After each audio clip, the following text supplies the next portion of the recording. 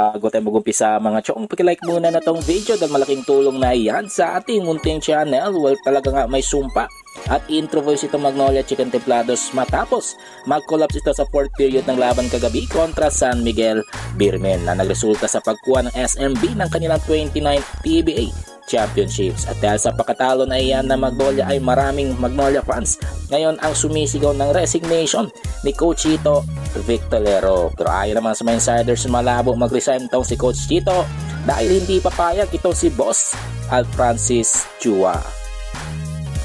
Ibang balita, punta naman tayo sa vocal coach ng Rain or Shine Elasto Painters na si Coach Yeng Yao na makaka-jackpot kapag inaprubahan ng PBA Trade Committee ang trade sa pagitan ng ROS at Blackwater Bossing na involved ang star point guard ng ROS na si Rain Nambatak kapalit naman ng first round pick ng Blackwater Bossing. Well, ayon pa sa sarit-sari komento ng mga PBA fans, jackpot ito si Coach Yeng Yao dahil sa susunod na PBA Rookie Draft ay makakabingwit na naman ito ng quality player na tiyak na makakatulong sa ROS pagdating sa kanilang bid na magkampiyon ulit na matagal nang hindi nakukuha. Well, panguli sa ating balita mga chong, patungkol naman kay Arwin Santos na malabong mapunta sa Converge Fiber Xers. Well, ayon pa kay team manager Jacob Lau, walang plano ang Converge na kunin si Arwin Santos dahil ang siring rights nito ay nasa Northport, Batang Pierre Perwin. Pero kahit gustuin man ng team na makasama itong si Santos ay hindi namin siya makuha dahil mate-technical kami sa PBA. So labo talaga at fake news ang balibalita pantungkol kay Arwin Santos. Well mga chong, nandito na lang ang ating balitang PBA at syempre huwag kalimutan mag-subscribe